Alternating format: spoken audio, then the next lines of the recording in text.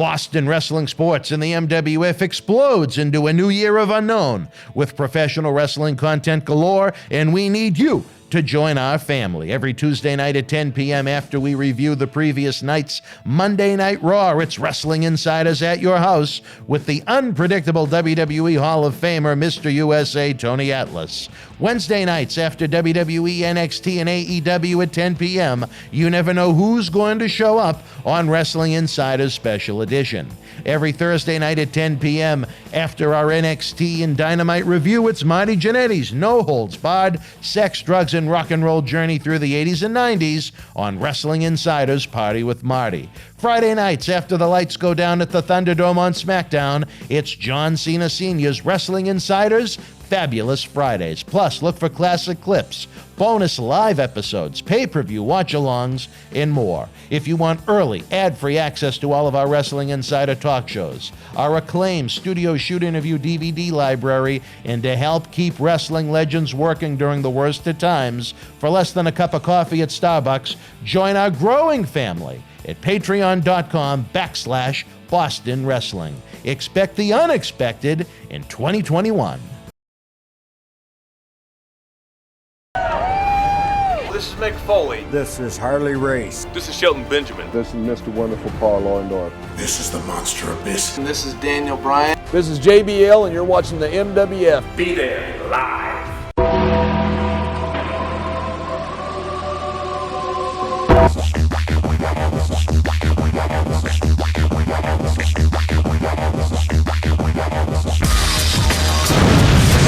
Wrestling fans around the corner, around the world, welcome to another episode of Wrestling Insiders Current Events. I'm Dan Mirade here at MWF Studios, downtown Melrose, Massachusetts, in the zip code of Champion 02176.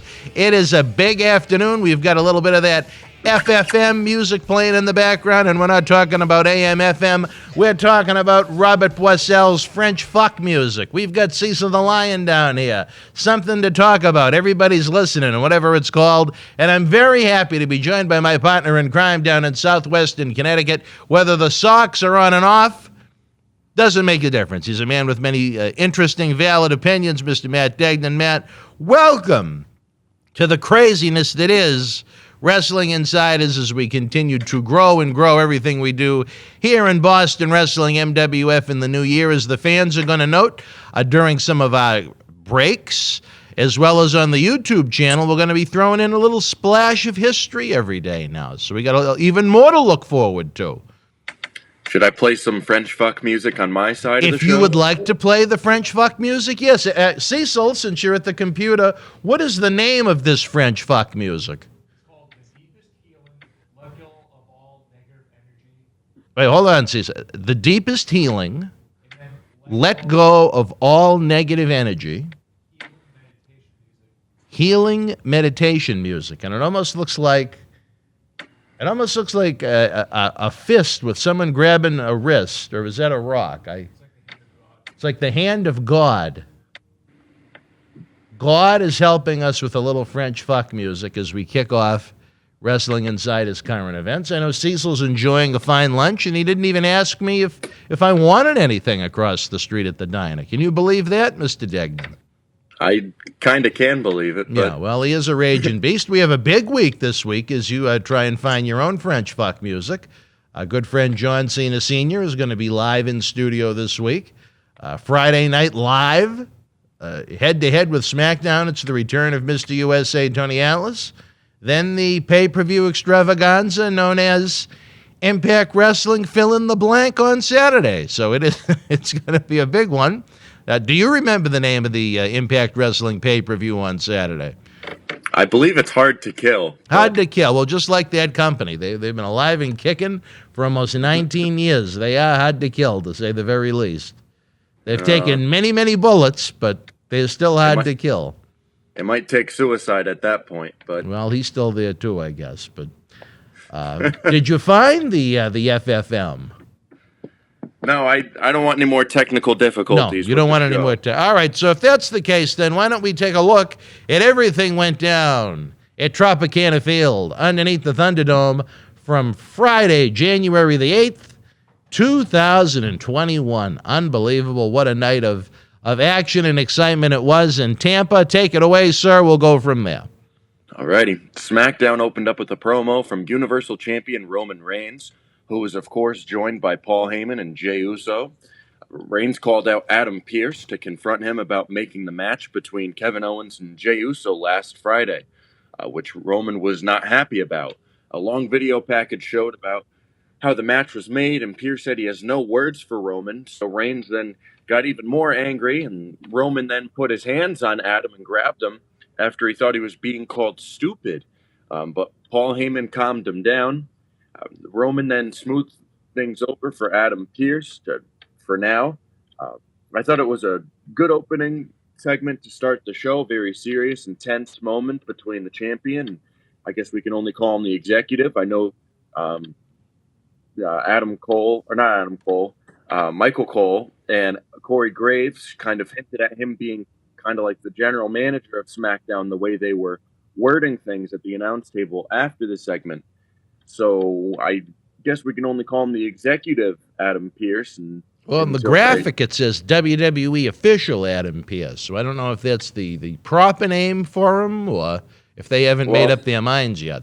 Well, the way he acts as a general manager, the way the announce table presents him as a general manager, his title says WWE official, and his real job is named something else. So he's wearing multiple hats in WWE right now. You know, Cecil has a hat on too, so maybe he could join him. Cecil enjoys his home fries over there. So I thought it was actually a good opening to the show. I'm glad they didn't have Kevin Owens run out there again and start drawing off with Roman Reigns for the 10th week in a row. Yes, but, I agree with you 110% on that part. Yeah, I was glad Owens didn't come running out, especially after getting taken out last week off the Thunderdome. So I'm glad they didn't have him run out there and start jawing off with Roman about this bullshit. But we don't need We'll see more from Adam Pearce later in the night that I'm sure you'll be excited about. Thoughts on the opening segment? I thought it was very good, very well done. It continues to get Roman over the way Roman needs to get over as the head of the table, so to speak, the tribal chief, the Petron Gali of the Anoa'i's. Jey Uso plays his role well as kind of the backup to the head of the table. I guess he sits to the left of the table. I almost feel like I'm watching Sons of Anarchy again on FX, the way everyone sits around the table. Paul Heyman has done his role well. And I say this, Adam Pearce, for someone that had no mainstream exposure prior to this role as the WWE official agent, executive, general manager, president, whatever it is you want to call him this week. He's done very, very well in that role. He's very believable. He comes across as authentic, not phony, not forced. I thought it was very good all around with all four men. Up next on SmackDown, we got our first match of the night. Big E versus Apollo Crews for the Intercontinental title. Originally ended up with both competitors' shoulders being down and the ref counting both of them for the 1, 2, 3. And then it went right to commercial for some idiotic reason. We came back from commercial, and they restarted the match, of course, which made no sense as to why they needed to do that spot and then go right to commercial just to restart it again. So just a whole mess that really could have been avoided and kind of just wasn't needed at all. When the match restarted after the commercial, Big E ended up retaining the Intercontinental title. Anyway, against Apollo Crews, I thought it was a good match, but it didn't need all the chicanery. They could have done a second match next week as a follow-up and get more out of it. I know me and you always talk about getting more out of things and making storylines go longer instead of packing things into one night. We could have seen, I guess, Apollo Crews maybe a little heel turn when he slapped Big E, not too big, but he's starting to show signs of going to the dark side. But that's the first thing I thought of when the whole schmoz ended, was that they could have just done a second match next week and then do the heel turn after the match. And then I don't know if you think the same thing as me, but I just think they could have strung it out a little bit longer than doing all of this in 10, 15 minutes and making it seem rushed and forced and not really needed instead of doing it within 2 or 3 weeks. But that's just me. I don't know what your thoughts are on basically 2 matches in one segment. But what did you think of it? Well, I liked the intense side of both men. I liked the double pin. I agree with you that it could have been played out over 2 weeks or maybe even a rematch at the Royal Rumble if they really wanted to make it seem kind of important. I think, again, you run into the issue of after using Big E like a moron for years, it's going to take a while, and it's going to make the job a lot harder to get him over as a serious singles competitor. And Apollo Crews, it's almost been a roller coaster ride for him since last WrestleMania time or so when Paul Heyman became an advocate for him behind the scenes. Not that he was used as an idiot in his WWE time. He was just either not used or he was used as an enhancement talent. But I thought it was a nice outing for both men. I just think, again, you could have got many more weeks out of the material that was given as opposed to just squashing it and condensing it into one 15, 20-minute segment, however long it went. But I wouldn't mind seeing Crews go heel. I feel like it would give him a fresh coat of paint. Problem with him is he needs a manager and a mouthpiece in the worst of ways. He certainly needs to see maybe the Hurt Business expand across two brands, if that's the case. Or join Retribution. Well, they're on Raw, too, so... Well, they might have some retribution to handle on SmackDown, too. Let's hope not. Let's hope not.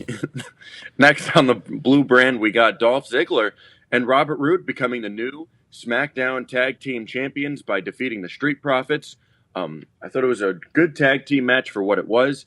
I thought they were going to give it more than 10 minutes, but they did have a big Gauntlet main event that they needed to make time for, so can't really blame them too much when you have to fill half of the show for basically one match. So can't blame them too much, but I thought the match was good for the 10 minutes they gave them, a little more than that, I guess.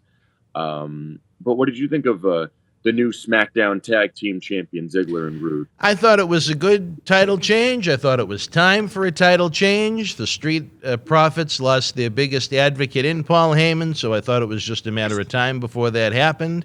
I thought they told a good story with Ford being injured during the match, but again, at the same time, you still see the same 3 or 4 moves from Street Profits, and that's about it. They are the definition of a one-trick pony. I mean, other than that, those 3, 4, 5 moves you see each and every week in each and every match, there isn't much more to them than that, other than their cups. Ziggler and Roode, have they always been used as top guys? Have they always been used with main event credibility? Absolutely not. But one thing you can say about both men is that they're always very solid with win, lose, or loss.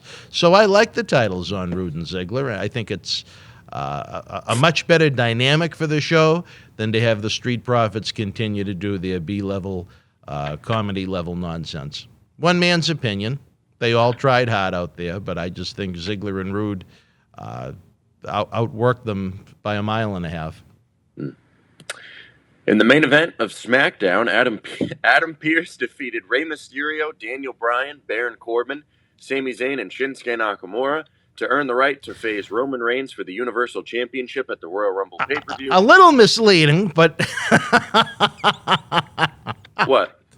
Well, I mean, if you didn't watch the show and you were only listening to this, you'd think that was like a 6-pack challenge match, and Adam Pearce came away with the win, when that certainly wasn't the way how the match was structured and set up. I just thought it was funny. No, I know. The way the headline you gave was amusing to me. The way the graphic goes is it's technically all one match. So yeah. He won the whole thing. But I thought it was a decent main event. Not as good as I thought it was going to be, but it was solid up until the nonsense ending by having Adam Pearce be the last entrant into the Gauntlet match, with Reigns and Uso beating the shit out of Shinsuke Nakamura, who had just pinned basically almost everybody in the match up until then. And then they had Reigns and Uso just put Pearce on top of Shinsuke Nakamura, and he got the 1, 2, 3. So now we have Goldberg versus Drew McIntyre and Roman Reigns versus Adam Pearce as your 2 top title matches for the Rumble. And I just don't think this pay-per-view is going to be good at all. With those 2 top title matches, I get if you could have maybe one gimmick match, with Goldberg and Drew McIntyre, because that's not going to go 15, 20 minutes like your classic, title matches. It'll be 5, 10 minutes depending on what they can do and come up with. But when you have both of your 2 top title matches, one being with the 53-year-old guy and one being a guy who hasn't wrestled in 6 years and who works backstage as an agent. I can't see both title matches being like that. But I'm not excited for this upcoming pay-per-view at the Royal Rumble, and then you throw in what they're going to do with Bray Wyatt and Randy Orton in the Firefly Funhouse match, and then you get the Women's Rumble. I mean, right now, the only thing I'm looking forward to is the Men's Rumble, and usually those Rumbles are either hit or miss. They're usually either pretty good or they're pretty bad, so, I mean, sometimes you don't really get in the middle with those Rumbles, but the Rumbles have actually been pretty good since 2018, so that's a plus, but I can't see this pay-per-view being anything great in my opinion. But I thought the Gauntlet match was good up until Adam Pearce came out and won it. But you knew once they added him to the match earlier in the night that he was going to be winning it. I mean, you can't see him entering the match and having him lose it. The only other thing I had a problem with was Reigns and Uso beat the shit out of Shinsuke Nakamura. I don't know how that wasn't a disqualification because Gauntlet matches are continuous. The bell doesn't ring between each match. It's just go, go, go, go, go. It's not separate matches. It's all one Gauntlet, as the match is called. So I don't know how the bell does not ring in between each individual fall? No, when the person comes out, that match it's all one continuous match. It's not individual matches. But even if the bell does ring and it's a separate match, they didn't ring the bell after Reigns and Uso beat the shit out of him. And even if they did... well, I remember Roman made them call for the bell for the start of the Pierce and the Nakamura part of it. Well, even if the bell did ring, then it should have been a disqualification with Reigns and Uso getting involved in it. So technically, maybe Nakamura will come out next week and say he won by disqualification, or maybe they'll have Vince come out next week and say Adam Pearce isn't under a competitor's contract. He's only under an executive contract. So null and void. He can't wrestle at the Rumble. So they're going to have to do Nakamura and Reigns. I don't know if this is going to go through, if they're going to do a swerve next week and have it be Nakamura instead, because since he's technically the real competitor who has a competitor's contract. I don't know. I just really can't see this match happening. Even if it does happen, I don't know. This is going to be a short pay-per-view for the Rumble if they're going to do both of these matches, because I can't see either of them being over 10 minutes. But what did you think of the main event segment and the new up-and-comer Adam Pearce winning? I thought it created interest leaving the show, which is the second time that happened this week, which is always a good thing. Does anyone take Adam Pearce as a credible threat to Roman Reigns at the Royal Rumble? No. But if you said 2 or 3 weeks ago, would you expect Adam Pearce to even be competing in a gauntlet match to even have a chance at the title? You probably would have laughed at it. So who knows what direction it might go in. I didn't think it was the worst idea I've ever seen. I didn't think it was the best. I like the idea of Shinsuke Nakamura as a babyface, as his heel turn was a complete and utter disaster. I can't think of one match he's had since he turned heel that I've enjoyed. So you have that positive that comes out of it. Maybe Nakamura gets involved with Pearce and Roman at the Royal Rumble to set up a WrestleMania match where, as I've mentioned before, there is a lack of top challenges for Roman for that championship headed into WrestleMania. If you're looking at a WrestleMania quality main event, I don't know if they want to pull the trigger on Daniel Bryan at Mania or if they maybe want to do it on the pay-per-view in between, but I think Nakamura and Roman would feel a little bit more fresh. That's just one man's opinion. I wouldn't mind seeing Ray. He probably would have been my choice of all the baby faces that are really left to go through on the blue brand to face Roman at WrestleMania, where you could throw in the dynamic of Dominic and Maggie Simpson there, and the daughter, and Murphy, and Heyman, and Uso, and I think you could create a little drama leading into the match with all the different variables, but who knows where it is. This is the first WrestleMania in quite some time where I have no idea what the lineup is going to be. Never mind this point. Sometimes as early as September or October, I'll have in the first top 4 or 5 matches. This year, It's like it's a big secret. Maybe they don't even know yet because they're not sure how or even when WrestleMania is going to be executed as they continue to hold out hope that there's going to be a live crowd. I would not hold my breath on that, but you just never know in this day, this unprecedented times in the world right now. But as far as Pierce and Roman goes at the Rumble, I think that's going to be a go. I think it's going to be quick. I think whoever Roman is going to wind up working with at Mania will somehow be involved in that mix. One man's opinion. We'll have to wait and see. Next week, Shinsuke Nakamura is going to face Jey Uso on SmackDown. Big one. So they're going to keep Nakamura in that area but maybe Nakamura wins the second Rumble in his career and he goes on to face Roman Reigns. Who knows? We'll find out in just a few weeks which of the 30 entrants will win. We'll go into our grades for SmackDown. Now, it was a short show. As I said, about half of the show was the Gauntlet match and the other half was 2 other title matches. So most of the show was all wrestling. I mean, they only had a handful of backstage segments. The only talking segment they did in the ring was the one they did with Roman and Adam to open the show. So I thought the show was good. I just didn't really like the ending with Adam Pearce. You know, when you have guys like Daniel Bryan, Shinsuke Nakamura, as you said, Rey Mysterio as well. When you have guys like that sitting there to face him and put on a good match at the Royal Rumble, if they were doing like McIntyre and Braun Strowman at the Rumble, I wouldn't mind Pierce and Roman. That would be okay to do. But when you have both title matches, I'm not really excited about. It kind of just takes more away from the show. But I gave SmackDown last night a 6 out of 10. I thought it was good wrestling, not a lot of filler segments or matches, no women's matches. I thought it was a solid 2-hour show. But yet again, I keep saying this, another bad ending to a show to make my grade go down. If they had one of the other competitors in that Gauntlet match go over, I would have given it a 7, maybe even an 8. But I was at about 6.5, but I went down to a 6 just because I really don't care for Adam Pearce, you know.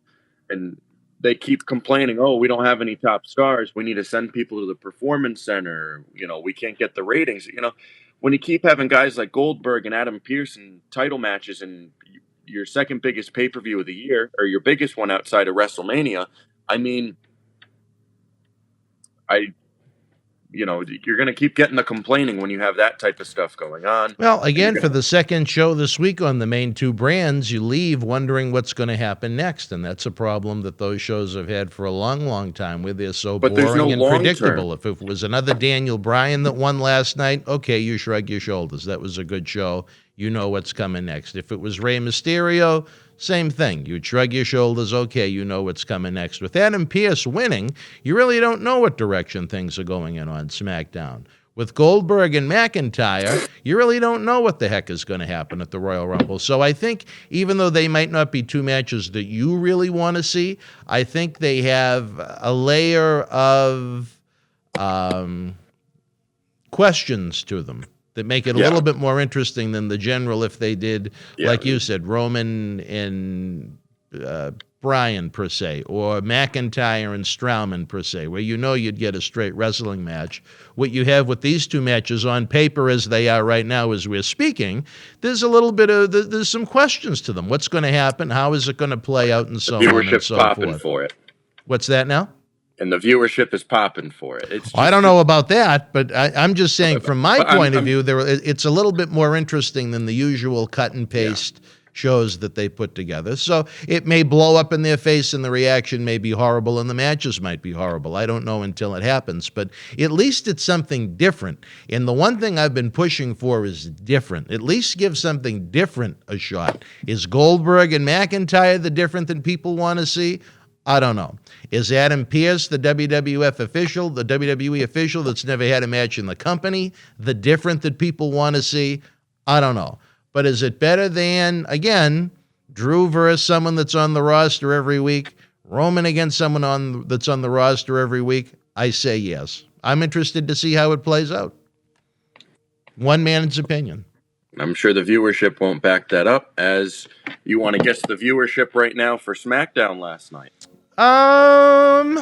Boy. You're catching me off guard. I'm still half asleep. Let's see if I can get it within the ballpark, though. I'll say there definitely wasn't any football last night. No. It was Friday. I'll say 1-9. It was 2 million even. It was 2.003. So, Okay, so I was close. But this first hour did just above 2 million, and the second hour took about 100,000 viewer dip, which isn't too bad. But we'll see what happens next week. To an angle like that, you have to let it run its course a week or two before you can get a general idea if the fans really like it or hate it.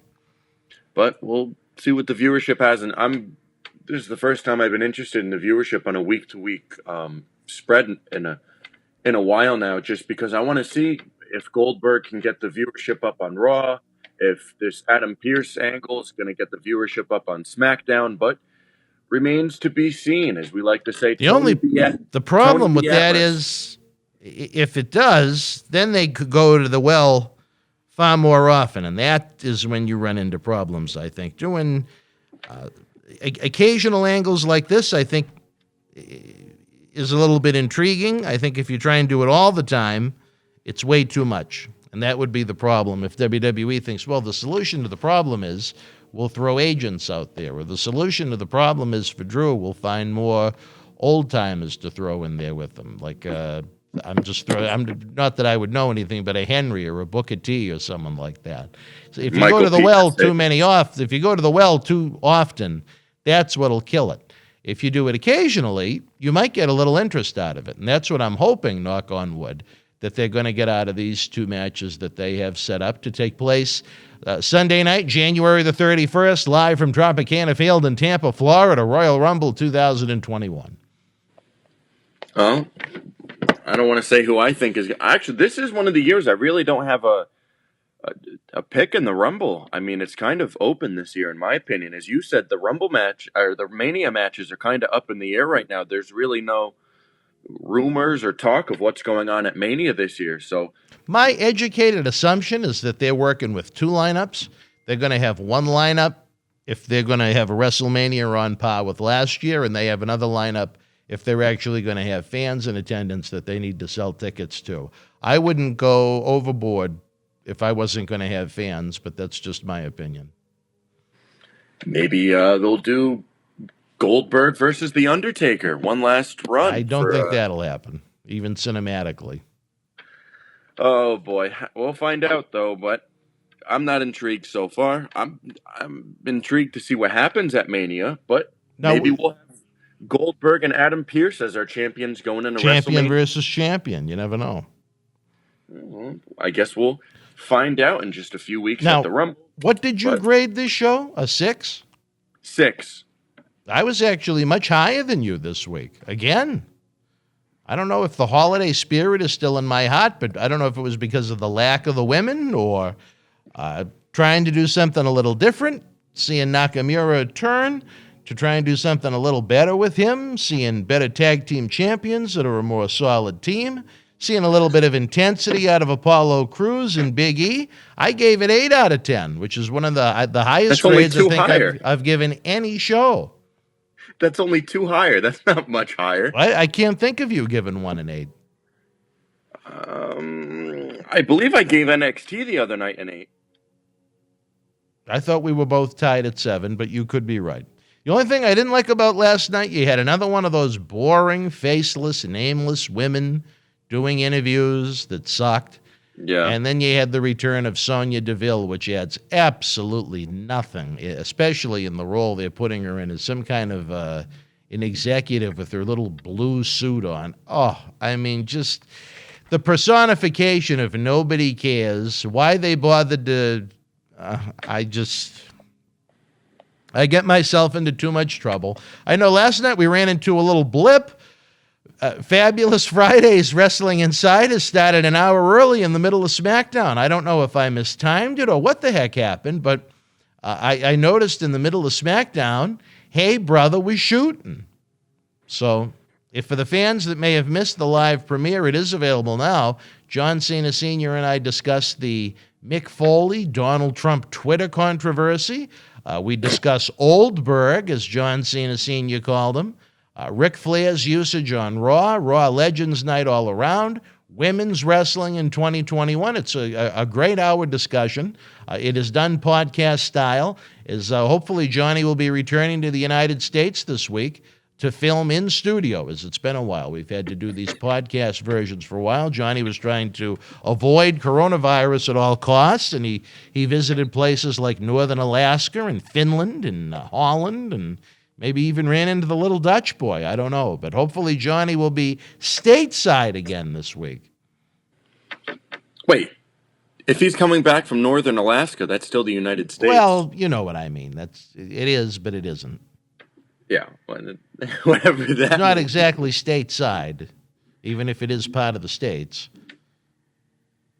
I guess so. I don't know. Him and Margot, they visited many, many interesting places over the past month. But Johnny is corona-free, thank God.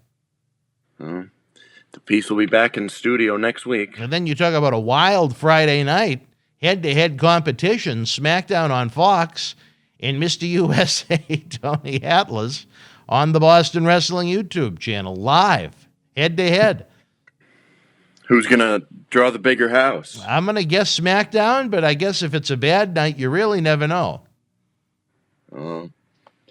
Can't be as bad as Snoop Dogg's Frog Splash on Oh, Wednesday please. night. Well, we already discussed that. But, overall, I didn't like Raw. I did like NXT and AEW, and I thought SmackDown was pretty good last night. Even though I gave them high grades, I still wouldn't call this a great week in wrestling. I don't know. Has it sunk that low that even given shows 7 and 8s, I don't think are that good? I think we compare them to the shows we've seen recently. Yeah. You know what I mean? Like, I think it's like a short-term type of grade. It's not really like comparing it as a whole in wrestling. It's kind of just what we're used to right now, which is, I wouldn't call it shit wrestling, but not as good. For today's era, it's a 7 or an 8. Yeah.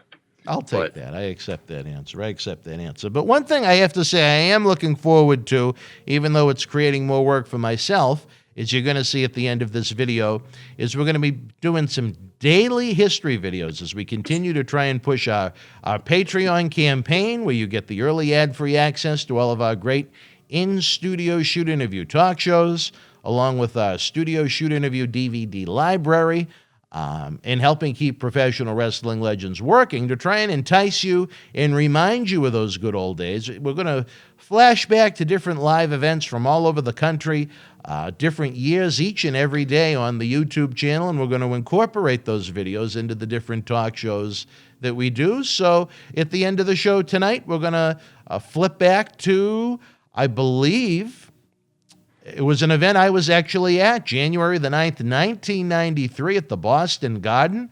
It was a matinee. The Bruins must have been playing that night as Bret the Hitman Hart took on Nature Boy Ric Flair, who had special guest manager Bobby the Brain Heenan in his corner in an Iron Man match, 60 minutes. Who left Boston is the world champion and how? Well, we discussed that with a little New England wrestling history tonight, but we're not just focused on New England. We're going coast to coast, border to border, baby. We want to remind you of those good old days and hopefully tempt you to try our Patreon at patreon.com/Boston Wrestling. How about that for a cheap plug, kiddo? Well, border to border within the travel restrictions right now. Absolutely. That's the only way we can do it, even though I did speak to our dear longtime friend Vicente Ray Wasco, Sacco, and the Breasts.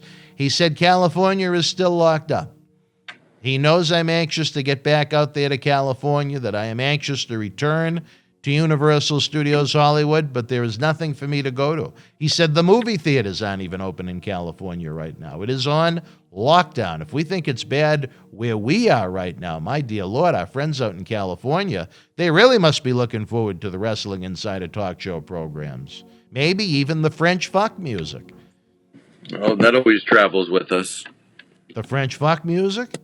It stays in your head a little bit. Does. You know, you listen to it once and it kind of just calms you down for a little while. Well, Cecil needs it. Cecil's roaming around the other room. I'm not quite sure what he's doing, but He's hunting. for our friends on there he is. He's got his mask on, too, and he just gave me the Steve Austin double middle fingers. For those that are on Patreon, you have to see this. I am going to compare the two tables that we usually use to do these podcast-style episodes. Everything I was using up until the other day, and my little Hornswoggle table that I have now. So if you guys want to laugh, I'm going to put those pictures up on Patreon. Have you seen them yet, Socko? I think you've seen pictures of the new table. I have not seen it. You have not seen it. All right, well, then you'll be in for a chuckle, too.